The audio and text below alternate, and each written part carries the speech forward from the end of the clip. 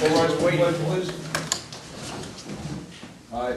pledge allegiance to the flag of the United States of America and to the republic for which it stands, one nation, under God, indivisible, with liberty and justice for all.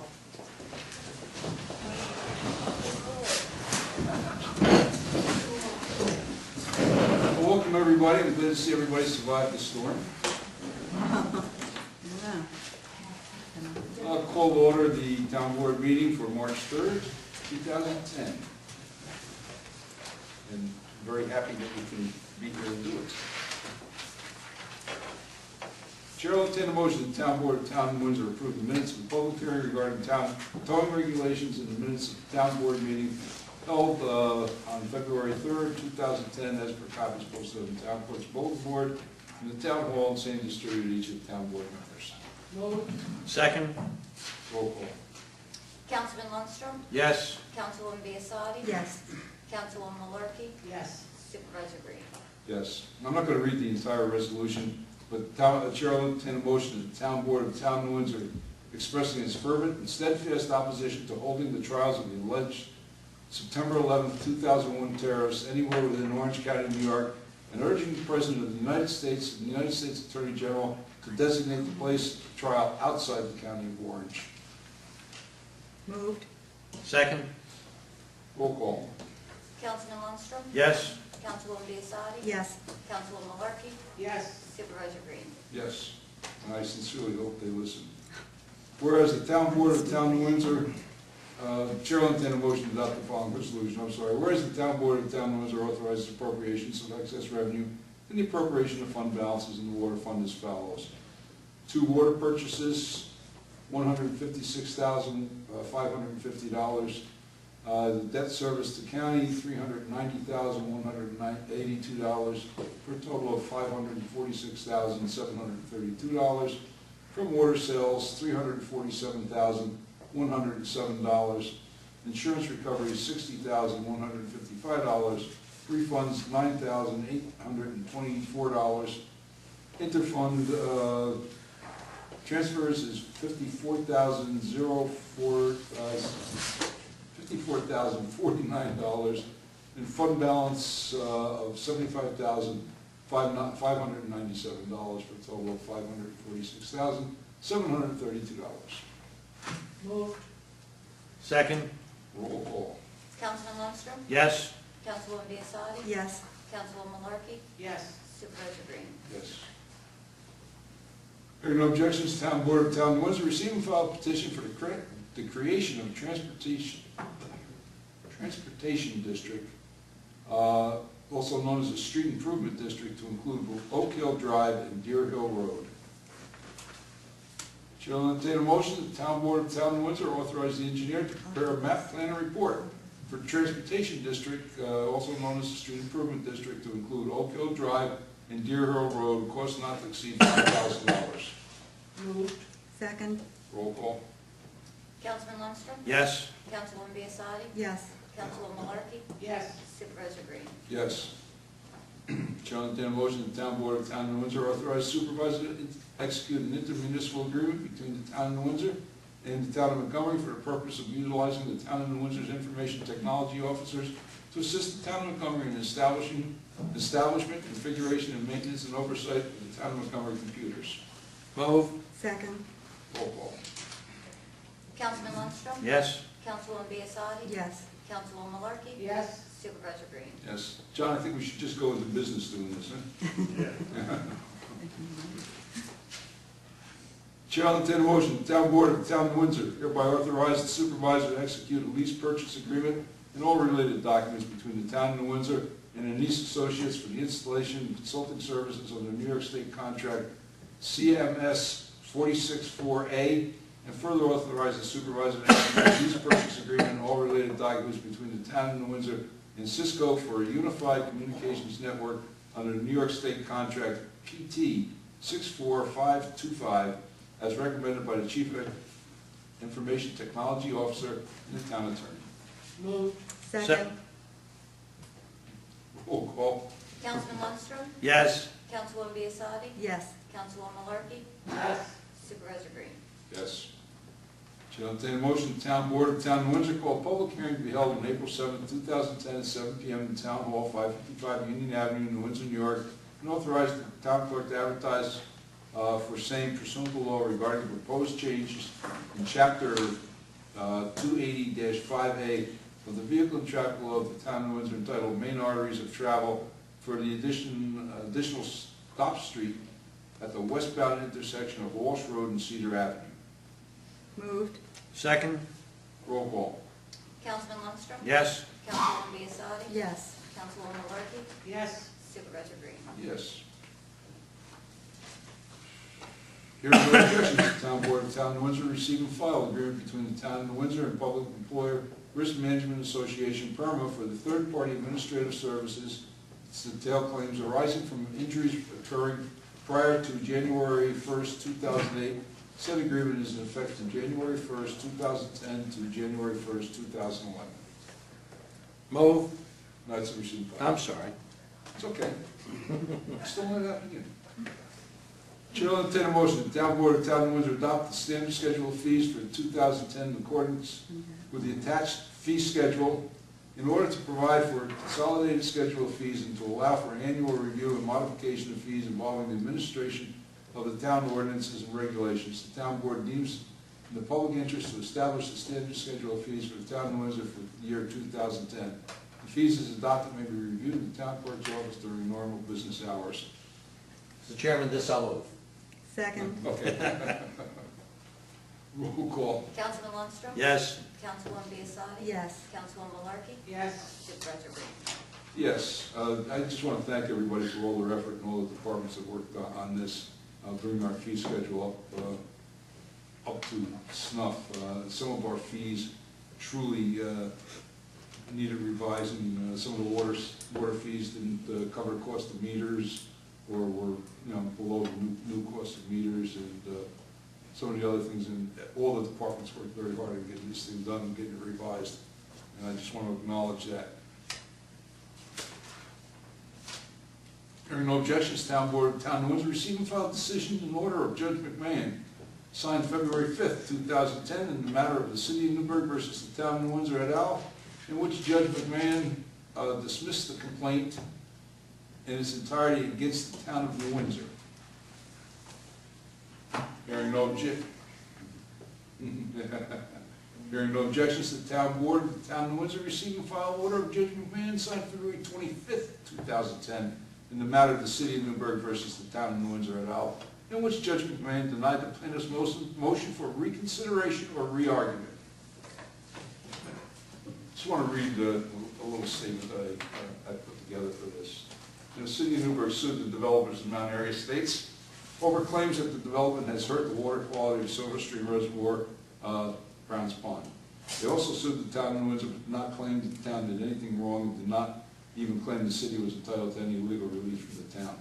The town attorney took the position before Federal Judge McMahon that since the city could make no claim of wrongdoing by the Town of New Windsor, the suit against the town should be dismissed. The judge agreed and has thrown the case out against the town. Whether the city will ever be successful against the developers of Mount Airy Estates is questionable. However, we're aware that the city has already spent well over $75,000, and I would believe that it's approaching $100,000 in expenses on this case, alone on this case. With the current city finances, it would seem to me that the money could have been more wisely spent. Before instituting this suit, I want everybody to be aware the city never once picked up the phone and called. Much of this suit could have been resolved with simple phone calls. I'm very disappointed in the city. I'm very, it's a prior administration. I'm very disappointed in their actions on this. It has cost them a great deal of money, thank God. We handled this in-house, and it didn't cost us anything. And Mike, thank you very much for your actions on this. You did a wonderful job. Moving right along. Hearing no objections, Town Board of the Town of New Windsor received and filed 5 drainage easements in accordance with the attached list for the Oak Street Drainage Project, also known as Spruce Street Drainage. Said easements were recorded in the Orange County Clerk's office on the 7th day of January 2010. Hearing no objections, Town Board of the Town of Windsor received and filed with the Town Clerk a permit bond number 105359375 submitted by Sun Up Enterprises Incorporated in the amount of $20,000 effective from March 1st, 2010 for the purpose of permit bonds, secure permit from the town of Windsor to perform street openings within the town, same being referred to the town attorney and the town highway superintendent. That incidentally is one of the items that was revised in the standard schedule of fees. Following reports were received, recorded, and filed with the town clerk. The revised tax receivers monthly statement for the month of January 2010, Justice Thorpe's report for February 2010, Justice Calderon's report for the month of February 2010, town clerk's report for the month of February 2010, fire prevention report for the month of February 2010, police department report for February 2010, recreation report for February 2010, tax receiver, water, sewer, and garbage for February 2010, monthly tax statement for February 2010, and the building department report for February 2010. Before we go into public forum, is there anything from the board? Yes. Yes. I would like to thank, on behalf of the town board, the unwavering support and the leadership that Supervisor Green has shown during the storm, and also his lovely wife Debbie, who was right there with his side, guiding our town for this ordeal that we went through. I know George will publicly thank all the departments involved, but for the town board, it was a superb effort. Thank you. Thank you very much. It was an experience, to say the least. I call it an adventure. I do want to recognize everybody, and I put a little statement together. It's handwritten, so my handwriting isn't the best, so bear with me, folks. Beginning on Thursday, February 24th, and continuing into Saturday, February 26th, our town was struck by a snowstorm the likes of which I have never seen in my 40-plus decades in government. At some point during the storm, I would estimate that approximately 80% of the town residents experienced a loss of electric power. Now, that may not be all at once, but at some point. There are several people that I would like to thank for their efforts in helping to ensure the safety of our residents.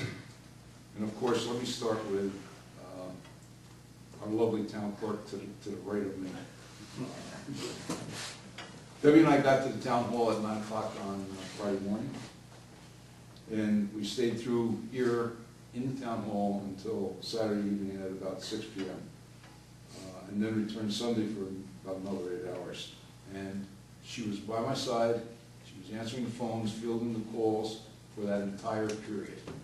She did sleep on the couch. I'm probably the only supervisor in the world that can legitimately say, well, I slept with the town clerk. In the town hall. In the town hall. On 2 chairs. Yeah, she had, I want you to know, she had the couch, I had the chairs. 2 chairs. The chair, yeah. And that was an experience. I also want to extend my thanks to Deputy Chief Hovey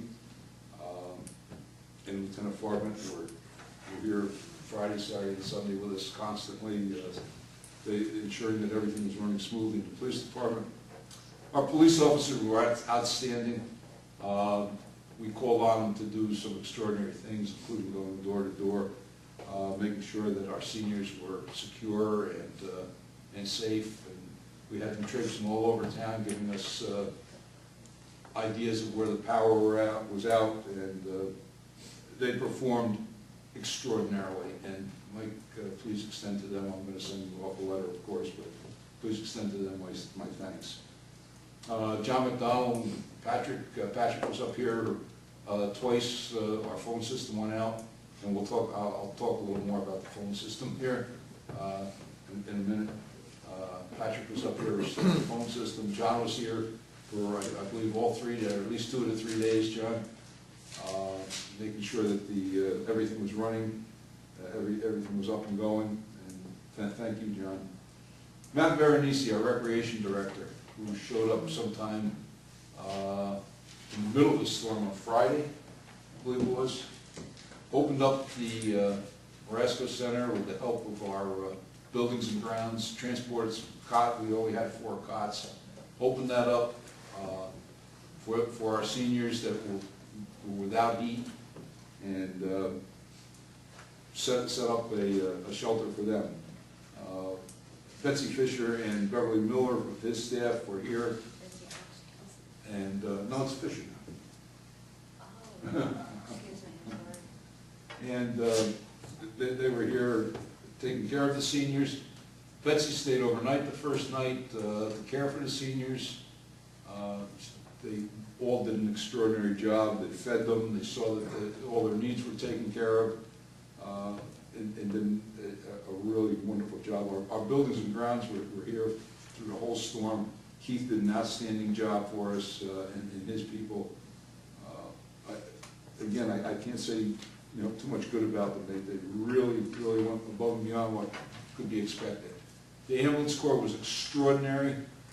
Saturday night, they actually manned the Moresco Center to see to the needs of our seniors. They spent their time going to people that were home, couldn't get out, that needed oxygen, that had run out of oxygen, delivering oxygen. They had full staff. I think at one time they had 34 people on call inside the ambulance corps. Mike Biggs, the chief of the corps, was here with us, in and out constantly, in constant communications. And to them, my heartfelt thanks. They really were extraordinary. Special thanks. Our friend Neil Schlesinger, who delivered free meals, delivered to Moresco chicken dinners, I think. Full dinners, salad, the whole 9 yards, Saturday night to feed our seniors. One phone call, Neil was here, saw what we needed, and was back with the dinners and fed our seniors. And but Neil's just the kind of person that no matter when we call on him, he is always here for us, and he was here for us in the middle of the storm. And I want to most certainly recognize and thank him. You might be interested to know that one of our refugees had a 92nd birthday, and Matt actually went out and got him birthday cake, and we had a birthday party in the Moresco Center. Everybody appeared to be having a good time. I went down at one point Sunday afternoon. They were playing cards. And there was no money on the table. Better than home, right? Pardon? Better than home. Better than home. Actually, One lady didn't leave. when power came back on, and she was told the power's back on, and she said, "No, I think I'm just going to stay for a while, let the house heat up." And they were having a good old time. So, I'm very proud of what our people did. And of course, our highway department, they worked for nearly 48 hours straight. And I had so many calls. I had one complaint out of all the calls. Some of course, listen, when a plow goes down the street, it's going to plow people's driveways in. My driveway had 3 foot of snow in front of it. The guy had to plow it out. But I had so many calls on the responsiveness and the job that they did. Somebody called me this afternoon and said, "I want you to know that I had to get out in the snow." So I had no problem in New Windsor. The minute I crossed over into another town, which shall remain nameless, it was like going from one world to another. And our highway department did an outstanding job. There was areas that we simply couldn't get to because we had multiple poles down and locations, on roads that just blocked the entire road. You couldn't get across from one side or the other. So, as Central Hudson cleared those, they were taken care of. Excuse me, I already mentioned the ambulance corps, but again, they did an outstanding job with their staff. Both fire companies, Passaic and Vales Gate, they had people here, and we had set up a command center right in my office with radios and everything. They had people here. They helped the police go door to door in Kingswood, I believe, Mike? Kingswood, checking on seniors over in the senior center. They were very responsive, and both fire departments were absolutely extraordinary. Another special thanks goes out to Mike Biggs, Sr. of Quality Auto Body, who came down with a loader to open up the Snake Hill road going up to our repeater. We were in a situation, excuse me, where we weren't sure what the fuel situation was. We knew that the propane was running low. We sent somebody up with a snowmobile, and the propane tank was down to like, John, 40%? Something? 30%. Propane will only vaporize in the tank down to 20%. We were worried that the generator, of course there was no power up on the hill. We were worried about getting propane up there. Mike came down with a front-end loader and a truck and sent his people down, cleared that road all the way up to the repeater with a front-end loader, and which was extraordinary. And I would be remiss not to mention Central Hudson. And I know a lot of us were without power. This was a storm of monumental proportions. At the beginning of the storm, they had 150,000 customers without service. They put over 1,000 crews on the road. Crews came in from Michigan, the Dakotas, Ohio, upstate New York. I'm not sure all there. Wisconsin. They had over 1,000 crews on the road. During the storm and all through the storm, not once did I make a call to Central Hudson that I got a machine. The people were responsive. I believe that they did an extraordinary job. Somebody's got to be first with the power on, somebody's got to be last with the power on. They addressed every call. At one point I had sent them a teletype in some areas of concern. Within an hour, that teletype was in the hands of the field people, and they were working on those problems and restoring the power. I was particularly concerned, obviously, with Kingswood Gardens and our senior center. Their crews were out there, did what they had to do. They got our power back on our water filter plant. We had a situation where we were concerned with our water filter plant. We were running one generator that's stationary there, and then we had to bring another generator in to run the backwash pumps. They took care of that. They got people out there. They held daily briefings, giving us status reports on what was out, what wasn't out. They did a phenomenal job considering the enormity of this storm. I refer to this as a Cecil B. DeMille movie of epic proportions, and that's truly what it was.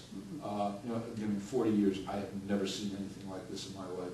I've seen bad storms, I've seen bad snowstorms. I saw Hugo, or what was it, Floyd that came through? Floyd knocked us out for 4 days. Nothing like this. Nothing like this. We will be cleaning up brush from the side of the road probably for the next 2 months. Anthony's out there already trying to trim back and chip brush. Never in my life have I seen anything like this. And never in my life have I seen all the emergency services and the public services and the private services come together and work so closely to get things done and to take care of people. I was out on the road traveling around, neighbors helping neighbors, neighbors checking on neighbors. It was a monumental effort. It was a wonderful effort. And to everybody that was involved, my sincere and heartfelt thanks.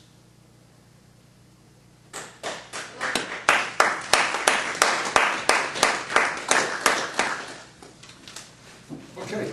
We're glad it's over. However, we are very glad it's over. With that, I'll open it up to public forum. Kirk, you were first. I'm a little upset when I read the paper that the state is considering closing the cantonment, cutting back the hours on the Purple Wall and considering closing Knox's headquarters. I don't think they're considering it. I think they're doing it. Kirk. Is there any way the town board can make them? I've made a couple calls. I've made a couple calls on my own, and I have to. I'm going to be very honest with you, Kurt. I'm going to tell you the truth. Sitting where I sit and looking at the conditions of budgets, I most certainly can understand the governor's position. I don't necessarily agree with the governor on most items. However, if cuts have to be made, cuts have to be made. We are in an economic disaster. especially the state. I've made a couple calls. I've called the senator and made some calls to see what we can do about it. I'm not happy about it. However, I do understand.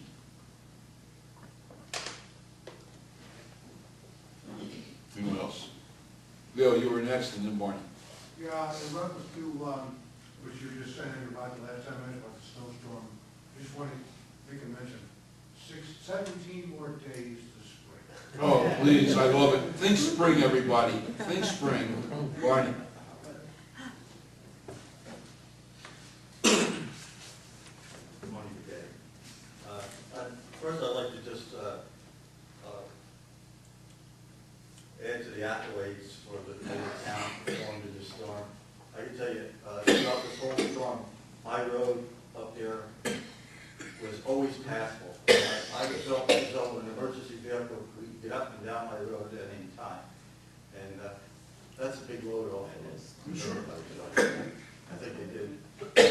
All people in town. I'm choking my water. To a second item, if you recall, in a last town board meeting, I had asked a question relative to the pilot agreement on Mason's Ridge. And thankfully, you invited me to come up to the town and, Yep. Look at it. And I looked at a couple of things that I wanted to make sure that I'm interpreting properly. And I'd like to read off a couple of the bullets that I wrote down. And if maybe the attorney or yourself Go ahead. interjected what, maybe I misinterpreted something, but this agreement, it was for 40 years.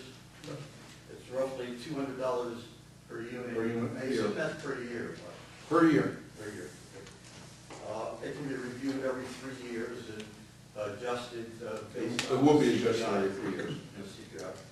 And am I correct in saying that it indicates that because of these payments that they're actually exempt from other municipal taxes and school taxes? Is that correct? The school tax is a separate negotiable item, I believe. Well, I believe that we are empowered to abrogate all the taxes, and then we build it back on with the agreed payment. Yeah, it's- But they're not exempt from special Well, district special charges. districts, water, sewer, That was the next one. No, they're not It sounded exempt. like they had to take care of their own garbage, they got to take care of. They have to take care of their own garbage. That's part of the contract, yep. And the other thing is, if I understood correctly, that it is, and you had commented to this effect, that it was very similar and almost exactly the same. Almost identical. One of the senior, affordable senior housing complex. Therein I have a question. Sure. Why they should be the same. The demographics of the residents is totally different. Those people that live, the residents of the workforce housing, if I recall some of the discussion, could earn up to 1.5 times the median income, county income level. So they're in a little bit better position to handle some expenses than the seniors would. If I use my own situation as a measure, I live in a modest house, one of the older schoolmaker homes, pay roughly $3,500 a year in taxes, including school taxes. And with workforce housing, as compared to senior housing, those people are not having any more children, and they're seniors, like me. But in the workforce housing, you're generating, they're bringing children in, they're generating children. And just the thought of them being exempt from school taxes, especially in view of the economy as it is, and the way we finance these programs, schools, etc. This load now has to be shared by the people that are paying full taxes, including myself. Well, Barney, understand this, that what we are getting from them in the pilot agreement will be carved up between us and the school district. School district will be getting proportionally larger than the town. Yeah, but you're only carving up $200 per unit. which is not, you know, like I said, $200 a unit versus $3,500 a unit in my house, it certainly does not seem to be an equitable approach to paying the bills, especially in view of the fact that early in the year, when we were talking about the budget, one of the questions that we asked is, what's our tax base doing? And the answer was the tax base is really not growing very much. Not at all. And if we keep giving out these pilot programs, the tax base is never going to grow very well. Well, let me say this to that. There was nothing there to start with. I mean, it was vacant land to start with.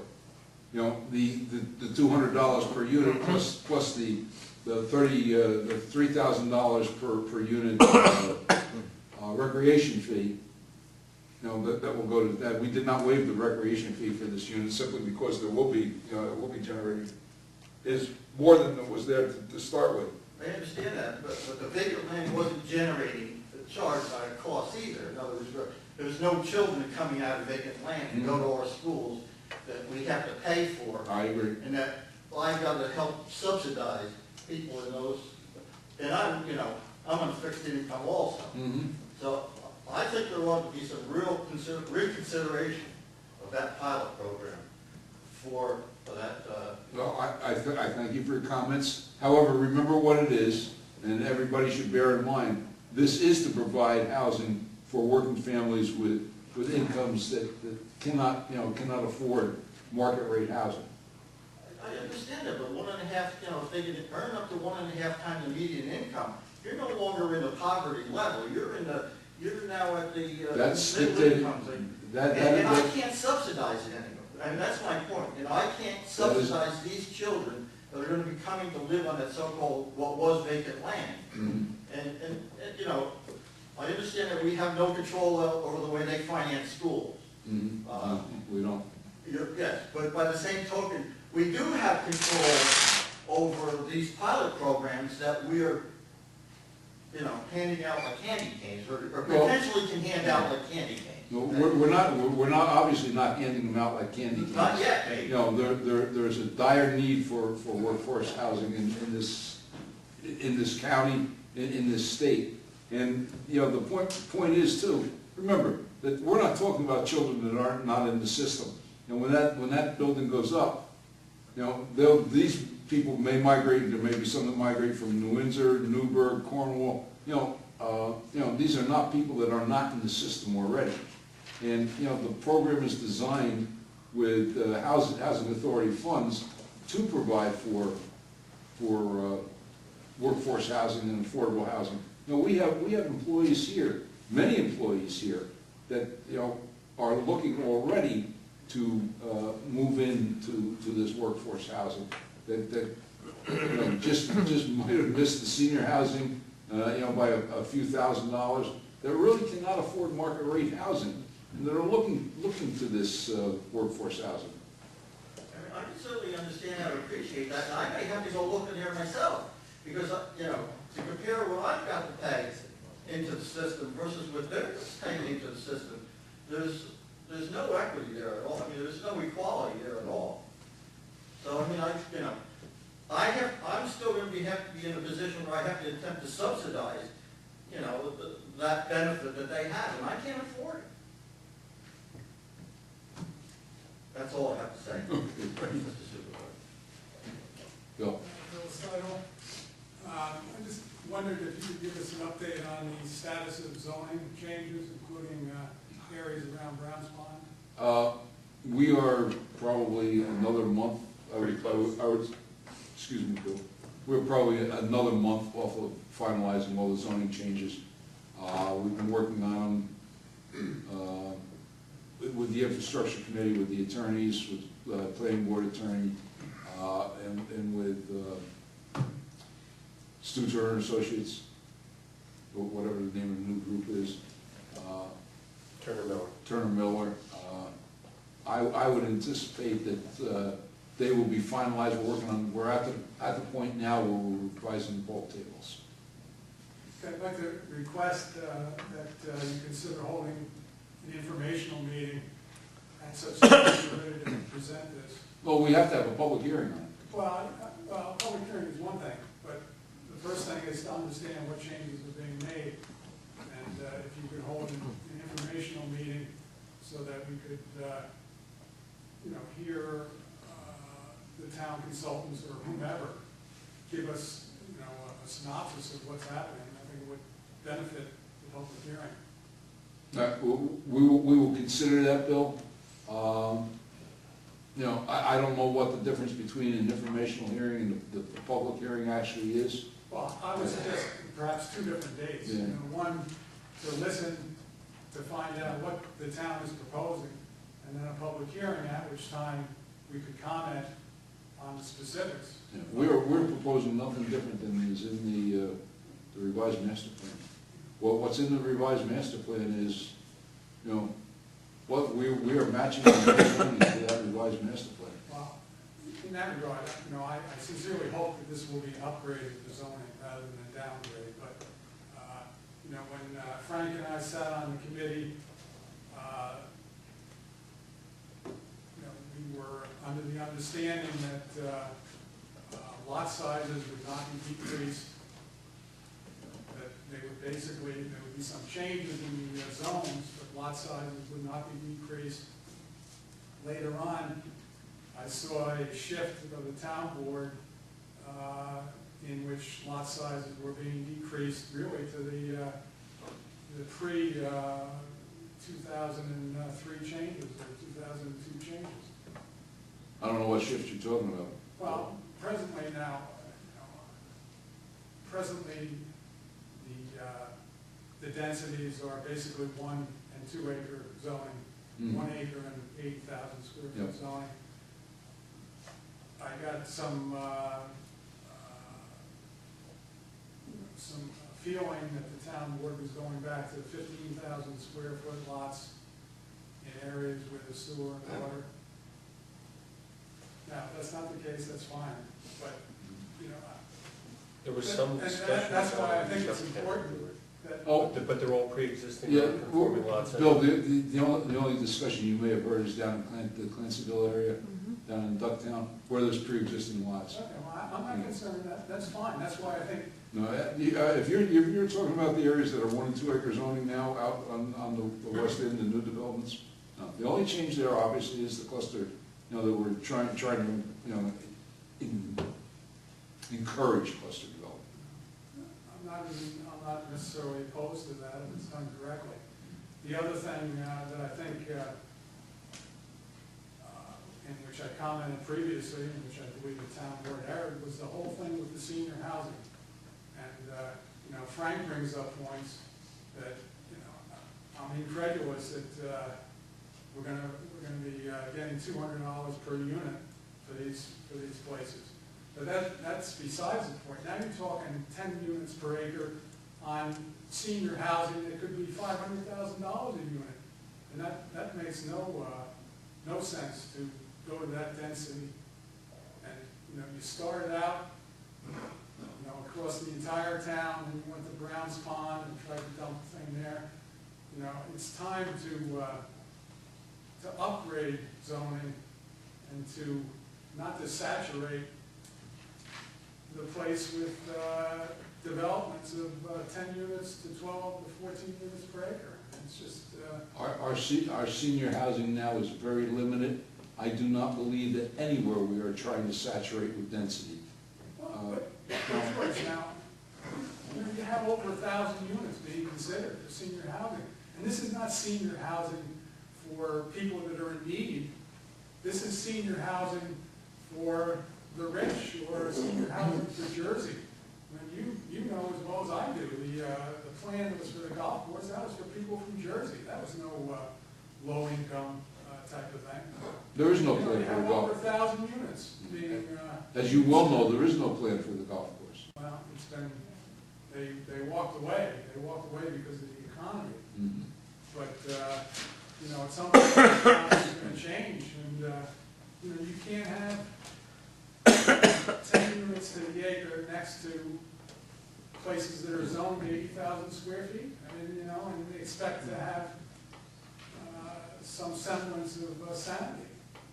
Zoning is to protect people, protect residents, and that's what I want out of this whole thing, is for my farm to be protected. Now, that's not to say not developed, but I I'm saying understand. developed in a way. Bill, I don't see, I have to be truthful with you, I don't see where your concern is, especially around your farm. There is nothing out there that increases density. You know, the density is what it is, and is staying exactly what it is. As far as, you know, talking about 10 units to the acre at a golf course, that zone's been pulled back. There is no possibility of that ever happening Well, now. it hasn't been pulled back yet, you know. Oh, hopefully yes, it will. has. It most certainly has been pulled back. Well, has the zoning been changed, I guess is the question. We changed it, that zoning was changed over, a year ago. The senior district is only east of the thruway. Yeah, the senior district was pulled back over a year ago, Bill. Okay, so the Browns Pond, that's all happened? That's been out for over a year. I was not aware of that. That's been out for over a year.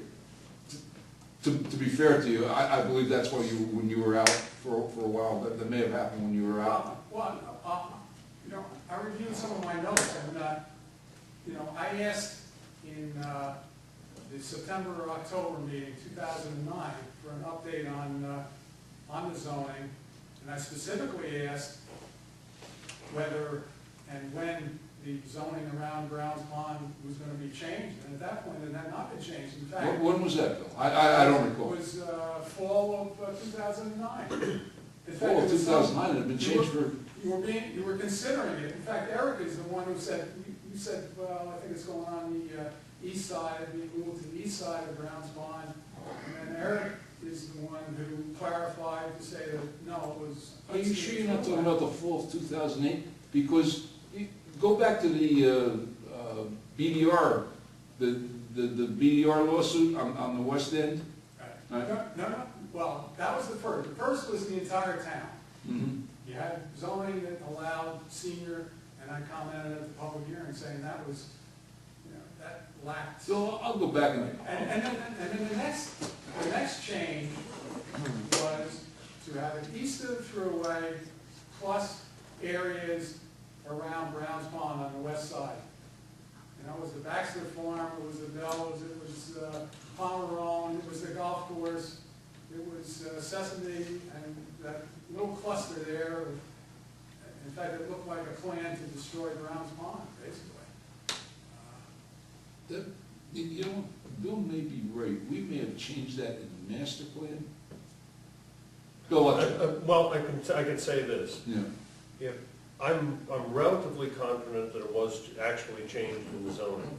If not, there's no question, but when The the new zoning zoning is already changes, changed. I there's mean, no question, but that zone is, the senior zone is That going language to is be written. east of the thruway Well, only. I know that.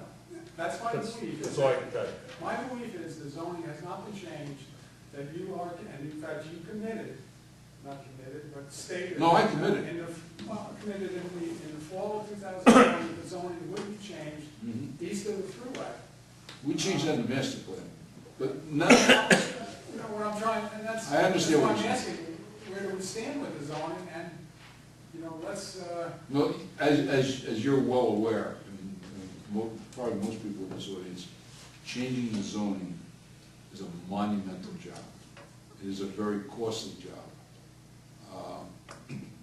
You know, the language is already written on the senior housing. And Bill may be right that the actual zoning law itself has not been changed. I will check on it, Bill.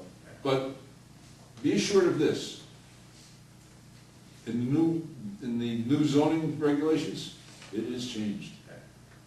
I look forward to having that presented. I look forward to the opportunity to comment positively or negatively or neither. But I think it is important to get information out to the public, let the public understand what's being proposed, and then let the public, you know, provide hopefully meaningful and helpful comments on what is good and what needs to be changed. We will be very shortly, I'm hoping that a couple more meetings will be done with it. Mark and a couple others met yesterday, matter of fact, to start work on the bulk tables. Bulk tables are very difficult to do, as you can imagine. There's a other changes that need to be done. I mean, New Windsor, you know, and I don't say this in a derogatory manner, but we've been in the dark ages. It's time to upgrade zoning, it's time to upgrade the bulk tables. Well, I think It's we've time done, to look at zoning as a protection for the current residents of New Windsor, rather than. I think we've done exactly what we committed to do. You know, we said we were gonna do the master plan, you know, the new comprehensive master plan. That's done, you know, as you well know. And, you know, following that, you know what the process is, Bill. You know, following that is the zoning changes. Stu took a little longer on the zoning changes than I would have liked to see. However, you know, we did go back and forth. We've been going through chapter 300 page by page. Yeah, it's, you know, you come into my office, you'll see it sitting on the side of my desk. It's stacked that high. Not to, you know, I appreciate that. It is a big job. You know, one of the things that concerned me during the whole master plan process was that you did not allow the master plan committee to consider the senior zoning and where it should be placed. In fact, it was completely outside the realm of what we were allowed to do within the master plan committee. And I think that's why the whole senior thing, you know, was a big debacle. You know, a big debacle, and you saw it out on Beatty Road. And you'll see it for years to come. And I don't believe that to be true, Bill. I think with the new law, I think the senior zoning is what it is. The with overall. the new law, I may agree with you, but I look forward to the day when that new law is actually promulgated, and I can say, you know, we're where we should have been, you know, years ago. Yeah, well, you know, you have to remember, we took a situation that existed since 1973, and, you know, that the last time the master plan was updated was in 1973. We did exactly what we said we would do. We did the comprehensive plan, and, you know, we are going to follow it with the zoning changes. 1973, I sat back and was a shy young person and didn't speak. So in 2010, I'm going to speak my piece, and hopefully we're going to have something that New Windsor will be proud of, and that my kids can look to the future and have some future. And as you know, I encourage you to speak here. You know, I'm not always going to agree with you, but I most certainly do encourage you to speak your piece. I appreciate that, and I appreciate your cooperation. Thank you. Anyone else? Shall I entertain a motion to close public forum? Move. Second? Roll call. Councilman Lundstrom? Yes. Councilwoman Biassar? Yes. Councilwoman Malarkey? Yes. Supervisor Green? Yes. Shall I entertain a motion to adjourn? Move. Second? Councilman Lundstrom? Yes. Councilwoman Biassar? Yes. Councilwoman Malarkey? Yes. Supervisor Green? Hey, I'm 61.